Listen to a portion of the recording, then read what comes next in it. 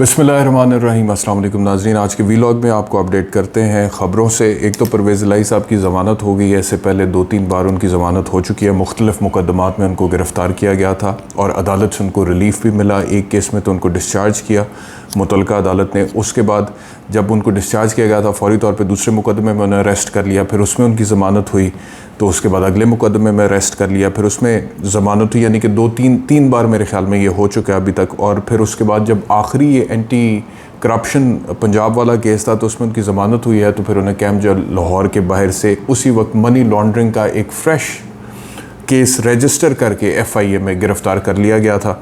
और फिर वो FIA की तहवील में होने चाहिए थे, लेकिन मैंने आपको कहा था कि जो मुतल्लिका जज था उसने FIA की तहवील में देने की बजाय डायरेक्टली उन्हें जुडिशल रिमांड पर जेल भेज दिया था। जिसका मतलब ये है कि जज साहब को ये लगा कि ये केस तो काबिल तफ्तीश भी नहीं है, क्योंकि क्योंकि अदालत का इस्तेहकाक होता है कि वो मुल्ज़िम को रिमांड पे, फ़िज़िकल रिमांड पे इन्वेस्टिगेटिंग एजेंसी के हवाले कर दे तफ्तीश के लिए, या फिर वो समझे कि तफ्तीश की ज़रूरत नहीं है या हो चुकी है और मुल्ज़िम का वहाँ पे कोई इस्तेहसाल हो सकता है या उसको प्रेशराइज़ किया जा सकता है। तो उसको डायरेक्टली वो कहते हैं कि आप इन्वेस्टिगेटिंग एजेंसी के सपोर्ट करने की ज़रूरत नहीं, इसको जुडिशल रिमांड पे जेल भेज दो। तो अभी तो एक दिन की भी तफ्तीश नहीं हुई थी, लेकिन अदालत ने कहा कि जुडिशल रिमांड पे जेल भेज दें। जिसका मतलब ये है कि अदालत को फ़िज़िकल रिमांड पर इन्वेस्टिगेशन के लिए FIA के सपुर्द करना परवेज़ इलाही का मुनासिब नहीं लगा और उन्होंने भेज दिया।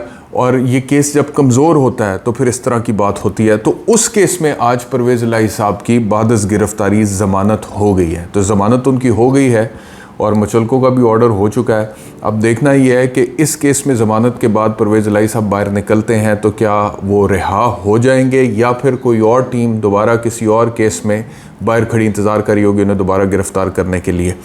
एक ट्वीट कल मेरी नज़र से जमशेद चीमा की जो अहलिया हैं मुसर्रत जमशेद चीमा साहिबा, उनका भी गुज़रा, जिसमें उन्होंने कहा कि उनके हस्बैंड को दोबारा अरेस्ट कर लिया गया है और उन्होंने कहा कि हमने तो सियासत छोड़ दी अब और हम ऐलान कर चुके हैं अब हम सियासत नहीं करना चाहते हैं, लेकिन उसके बावजूद उनके हस्बैंड को जो है वो दोबारा अरेस्ट कर लिया गया। तो गिवन द फैक्ट कि कल जमशेद चीमा की गिरफ़्तारी हुई है बकौल उनकी अहलिया मुसर्रत जमशेद चीमा के, तो परवेज़ इलाही साहब अब रिहा हो पाएंगे नहीं हो पाएंगे ये थोड़ी देर में पता लगेगा। असूली तौर पर तो होना चाहिए, जब अदालत ने आपको ज़मानत दे दी है तो आप you're a free man to go anywhere you want to. लेकिन प्रॉब्लम यह है कि आप देखते हैं कि बार बार मुकदमात होते हैं और लोग अरेस्ट होते हैं। तो एक तो ये ख़बर है। दूसरी ख़बर यह है कि नवाज़ शरीफ साहब को रिलीफ़ मिल रहा है जी। उनकी पूरी फैमिली को तो पहले ही रिलीफ़ मिल चुका है। शहबाज शरीफ साहब को, हमज़ा साहब को, सुलेमान शहबाज साहब को, मरियम साहिबा को, कैप्टन सफदर को। नवाज़ शरीफ क्योंकि यहाँ पर थे नहीं, वो लंदन में हैं और लंदन में रहना ही वो मुनासिब समझते हैं और उम्रा करने आते हैं तो उम्रे की अदायगी के बाद भी वहीं से लंदन वापस चले जाते हैं। तो क्योंकि वो यहाँ पर थे नहीं तो उनके केसेस में आगे प्रोग्रेस हो नहीं सकती थी, क्योंकि मुल्ज़िम का यहाँ पर होना ज़रूरी है। तो लेकिन उसके बावजूद उनकी एब्सेंस में प्लॉट अलॉटमेंट केस में नैब अदालत ने उनको बरी कर दिया। आज कोई प्लॉट की अलॉटमेंट का केस था, उसमें नवाज़ शरीफ साहब की बरियत हो गई आज। और इस वक्त नवाज़ शरीफ साहब अब दुबई में और वो लंदन से दुबई आ चुके हैं और शहबाज शरीफ भी दुबई जा रहे हैं उनसे मिलने के लिए। और मरियम नवाज़ के वाले से भी ख़बर यह है कि वो दुबई जा रही हैं मियाँ नवाज़ शरीफ से मिलने के लिए। तो जितनी भी शरीफ फैमिली है इनकी बैठक दुबई में लगने जा रही है, जो कि पाकिस्तान से करीब है रिलेटिवली लंदन के। तो अब मियाँ नवाज़ शरीफ की वापसी करीब है, आने वाले दिनों में हो सकती है। इस हवाले से मेरी असेसमेंट यह है कि ये हो सकता है आने वाले दिनों में अनकरीब मियाँ नवाज़। लेकिन सवाल वही है कि मैं अपनी असेसमेंट दे रहा हूँ, मियाँ नवाज़ शरीफ की वापसी हो सकती है। आ भी जाएंगे तो क्या फ़र्क पड़ जाएगा? क्या पाकिस्तान की मईशत इस तरह बहरान से बाहर निकल सकती है? क्या जो कुछ हो गया इस मुल्क में पिछले 1-1.5 साल में PDM के दौरे हुकूमत में, वो मियाँ नवाज़ शरीफ कैसे रिवर्स करेंगे? मियाँ नवाज़ शरीफ के पास क्या मैजिक स्टिक है, जादू की छड़ी है जिससे वो मामलात रिवर्स करेंगे? तो वो बल्कि अपनी फेस सेविंग चाहते हैं। वो चाहते हैं कि वो जब आएँ तो हुकूमत उनकी ना हो, बल्कि वो किसी और की हुकूमत हो, चाहे वो केयर टेकर सेटअप ही हो, और फिर वो केयर टेकर सेटअप के कंधों पर सारी लायबिलिटी पड़ जाए ख़राब हालात की, और उसके बाद फिर एक रीज़नेबल ऑप्शन के तौर पे मियाँ नवाज़ शरीफ साहब दोबारा उभरें और लोग कहें कि जी अब मियाँ साहब को लाएं, तो फिर ये केयर टेकर सेटअप का जो फैलाया हुआ गंद है या जो मलबा है उसको समेट लेंगे। तो ये वाली जो स्ट्रैटेजी है, हिकमत अमली है, उसके ऊपर शरीफ फैमिली इस वक्त काम कर रही है। तो एक तरफ तो नैब अदालत ने मियाँ नवाज शरीफ को बरी कर दिया है, दूसरी तरफ नैब रावलपिंडी ने इमरान खान को दोबारा तोशाखाना केस में तलब कर लिया है। वो जो तोशाखाना का केस है उसमें उन्होंने नोटिस भेजा था, उन्होंने कहा कि इतने गिफ्ट्स थे, उसमें से इतने गिफ्ट्स जो हैं उनका मामला है और उसमें इन्वेस्टिगेट करना है। तो इमरान खान को तलब कर लिया, और ना सिर्फ इमरान खान को बल्कि उनकी जो अहलिया बुशरा बीबी हैं उनको भी नैब ने 190 million pound money laundering case में दोबारा तलब कर लिया है, और उसमें भी उनसे इन्वेस्टिगेट वो करना चाहते हैं। तो चीज़ें ऐसी चल रही हैं फ़िलहाल, मतलब कि इमरान खान से इन्वेस्टिगेशन होगी, बुशरा बीबी से इन्वेस्टिगेशन होगी, लेकिन नवाज शरीफ की एब्सेंस में, उनके यहाँ ना होते हुए उनकी बरियत हो गई है नैब अदालत से प्लॉट अलॉटमेंट केस में। तो ये इस वक्त सिचुएशन है। अब इस सारी सूरत हाल में सवाल ये पैदा होता है कि अभी कुछ दिन पहले एक नई बॉडी, एक काउंसिल बनाई गई थी कि बाहर से बैनुल-अक़वामी सतह से बैरूनी सरमायाकारी पाकिस्तान में कैसे लेके आनी है।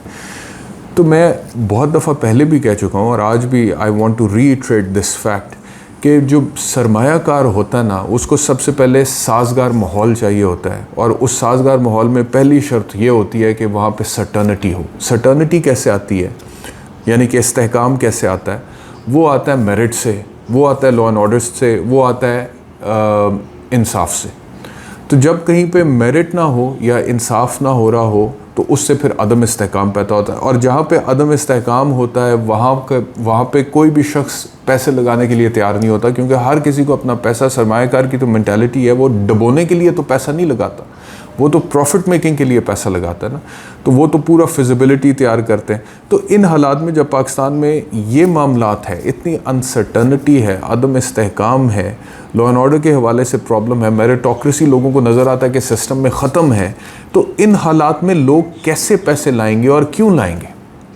बल्कि मैं आपको बड़े वसूख से बता रहा हूँ कि मैं जितने लोगों से इंटरेक्ट करता हूँ, मिलता हूँ, देखता हूँ, बिज़नेस कम्युनिटी से बातचीत होती है, बहुत बड़े पैमाने पे लोग यहाँ से अपना कैपिटल ले जा चुके हैं, और बहुत सारे लोग लेके जाना चाहते हैं। कोई दुबई जा रहा है, कोई, ज़्यादातर लोग वैसे दुबई जा रहे हैं क्योंकि वो क्लोजेस्ट डेस्टिनेशन है, ईज़ी टू इन्वेस्ट है।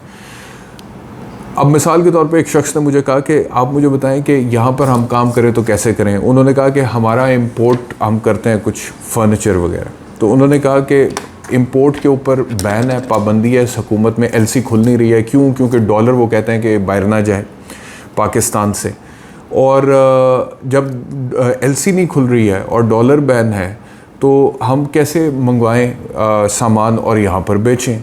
तो आपकी इकोनॉमी जो है वो इस वक्त एक तरफ तो आपने क्लोज़ की हुई है, आपने इंपोर्ट बंद किया, दूसरी तरफ जो है आप फैसिलिटेट, दूसरी तरफ जो है वो अदम इस्तेहकाम है, ठीक है।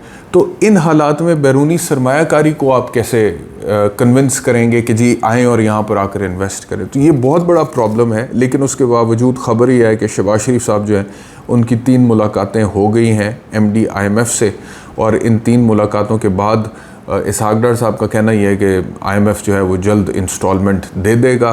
लेकिन जो मामला तय हुआ है इन 3 मुलाकातों में वो ये हुआ है कि IMF ने कहा है हुकूमत पाकिस्तान को और शहबाज शरीफ को, वजारत ख़जाना को, कि 215 अरब रुपए के मज़ीद टैक्सेस आप लोगों ने लगाने, तजवीज़ ये है। तो इसहाक डार साहब ने इस चीज़ को एडमिट किया, कन्फेस किया कि 215 अरब के टैक्सेस लगाने की तजवीज़ है, लेकिन सामा वो कह रहे हैं कि ये इस तरह के टैक्सेस होंगे कि इससे उस तरह की महंगाई नहीं होगी जिस महंगाई से एक आम आदमी इफ़ेक्ट होता है या उसके ऊपर बोझ बढ़ता है।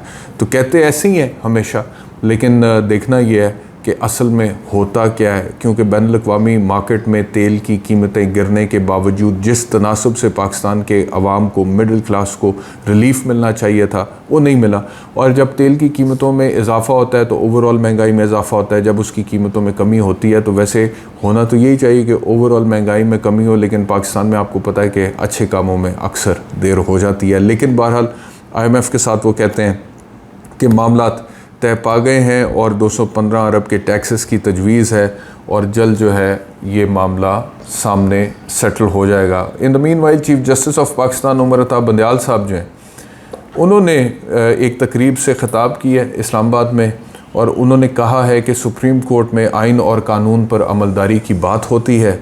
हम कानून से मुतल्लिक़ और अवामी अहमियत का मामला देखते हैं। हम अपने इख्तियारात का बहुत मोहतात होकर इस्तेमाल करते हैं।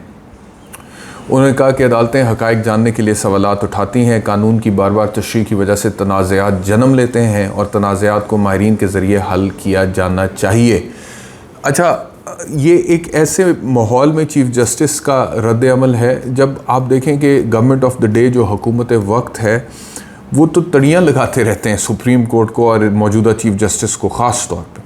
जैसे कि कल राना सनाउल्लाह ने कहा कि ये ना हो कि ये जो फ़ैसला अब सुप्रीम कोर्ट सुनाने जा रही है फ़ौजी अदालतों के क़याम के हवाले से जो पिटिशन्स दाखिल हुई हैं सुप्रीम कोर्ट में, ये ना हो कि इसका वही नतीजा निकले जैसा कि 14 मई वाले फ़ैसले का नतीजा निकला था जो इंतख़ाबात के हवाले से था। और इससे पहले भी जब इंतख़ाबात के केस की हो रही थी हेयरिंग वगैरह, तो डेली बेसिस पे हुकूमत वक्त की तरफ से वो जुमलेबाजी होती थी सुप्रीम कोर्ट के जजेस के हवाले से और ख़ास तौर पे चीफ़ जस्टिस ऑफ पाकिस्तान के हवाले से, कि तभी से हमने ये देखा था कि चीफ़ जस्टिस ज़रा हमें बैकफुट पे जाते हुए नज़र आए थे।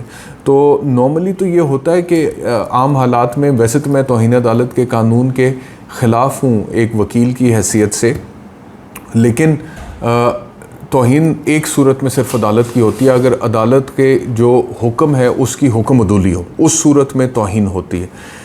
उसके अलावा मिसाल के तौर पे जज साहब के बारे में किसी ने कोई ज़रा सख्त रिमार्क्स दे दिए तो हर छोटे मोटे इशू पे तौहीन अदालत के कानून का इस्तेमाल मेरी नज़र में कानूनी तौर पर जायज़ या दुरुस्त नहीं है। लेकिन यहाँ पे तो अदालतों के हुक्म की हुक्म अदूली हुई है ना, हुकूमत ने फ़ैसला मानने से इनकार कर दिया। तो this is a classic case of तौहीन अदालत। लेकिन कोई तौहीन अदालत की कार्रवाई नहीं, बावजूद इसके कि सुप्रीम कोर्ट का फ़ैसला था कि इंतखाबात होने चाहिए, लेकिन हुकूमत ने कहा कि नहीं होने चाहिए। इलेक्शन कमीशन ऑफ पाकिस्तान ने नहीं कराए, लेकिन कोई तौहीन अदालत की कार्रवाई नहीं हुई। अब एक और केस का फ़ैसला सुप्रीम कोर्ट करने जा रहा है, लेकिन फ़ैसला आने से पहले राना सनाउल्लाह और जो डिफेंस मिनिस्टर ख्वाजा आसिफ हैं, उनकी जो ज़बान है, उनकी जो जुमलेबाजी है, वो आप सुन रहे हैं और उसमें काफ़ी हद तक बड़ी नामुनासिब बातें हैं। लेकिन उसके बावजूद सुप्रीम कोर्ट रिस्ट्रेंट एक्सरसाइज कर रही है, तहम्मुल का मुजाहरा कर रही है और चीफ़ जस्टिस जो है वो बड़े मुनासिब अल्फाज में, मुनासिब तरीके से मुनासिब रद्द अमल दे जाते हैं। तो ये अभी तक की सूरत हाल है। बहुत शुक्रिया वीलॉग देखने के लिए। अपना ख्याल रखिए। अल्लाह हाफ़िज़।